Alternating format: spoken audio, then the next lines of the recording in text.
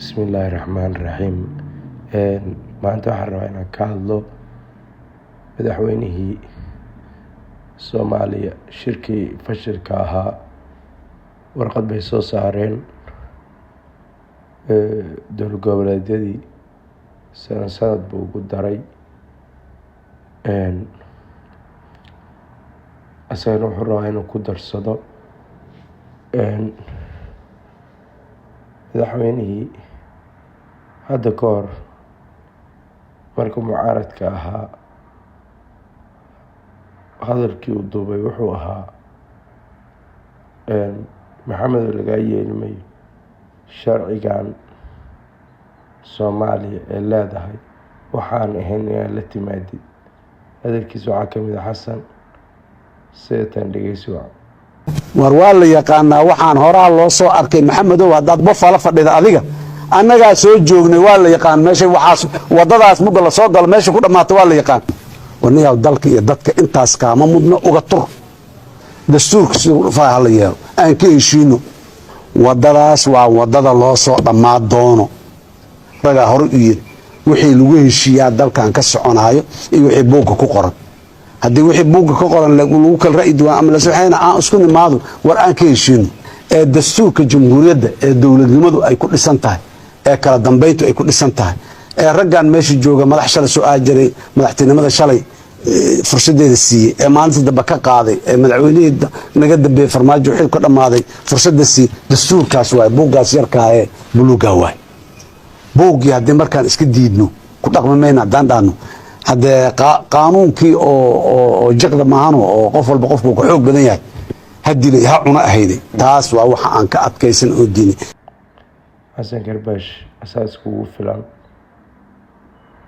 asagaa diidan farmaajo isagu waxbuu dhisayay ciidamuu dhisayay dhul buu dhisayay waxbuu qurxinayay isagu xasan wixii oo dhan waa burburiyey wixii hanti dhulka dowladdana waa gatay marka xildhibaanadii aqalka sare iyo aqalka hoose ee dowladda Soomaaliya ugu jira Puntlandna way hadleen waxayna dhaheen khaatumo doorashada inay qabsato doorashada waa macnihii waa wax fiican. hadalladooda waxaa ka mid ah dhegeysi wacan sida tan daraaddeed waxaan caddaynaynaa in aanan qayb ka ahayn shuruuc kasta oo aan lagu dhisin heshiiskii bulsho dastuurkii ee dadka Soomaaliyeed ku heshiiyeen 1 bishii 8 2012 xukuumadda Puntland waxaan ku bogaadinaynaa inay wada hadal ku baaqday dhowr mar isla markaana ay diyaar u tahay wada hadal toos ah oo ay la gasho dowladda federaalka waxaan aaminsanahay in wada hadal daahfuran oo loo dhan yahay iyo siyaasadda wadar ogol ay tahay wadada kaliya ee badbaadada u ah hanaanka dowlad dhiska dalka waxaana si darro weyn ah in dowladda federaalka ay dhegaha ka fureysatay baaqyada wada hadalka iyadoo ay mas'uuliyad dastuuri ah ka saaran tahay ilaalinta midnimada dalka iyo wadajirka ummadda Soomaaliyeed. 4 waxaan uga digaynaa madaxda dowladda federaalka ah inay soo saaraan heshiisyo siyaasadeed oo aan loo dhamayn baalmarsan dastuurka kuwaas oo kala dhantaalaya midnimada ummadda Soomaaliyeed khatarna gelinaya jiritaanka dowladnimada Soomaaliyeed. Puntland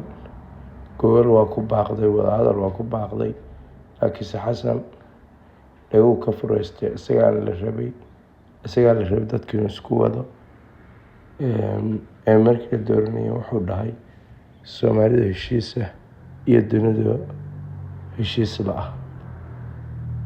kelmadaas fasilkeedu waxay noqotay Soomaalida cadow isku ah iyo dunida heshiis la leeyahay. marka madaxweyne xasan wixii uu ku soo kordhiyo sanadka uu hayo baynu arkaynaa lafta gareenna sanad baa loogu daray isagoo raalli kama ahayn laakiin sodonkiis baa loo adeegsaday labada ilma adeertiisana qorqoor iyo cali guudlaabana sanad baa loogu daray. Ujeedka xasan waxaa weeye inuu isagana ku darsado,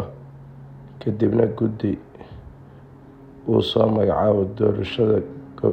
dowlad goboleedyaasha qabanaya, kadibna niman uu rabo geysto meesha dowlad goboleedyaasha sidii Shariif Xasan Sheekh Aadan oo kale, kadibna uu dhaho doorasho qof iyo cod aan qabanaya.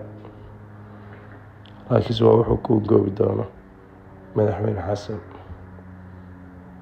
barnaamij halkaasaan ku baxay daawashiina ku mahadsantiin. wassalaamu calaykum waraxmatullaahi wabarakaatuh.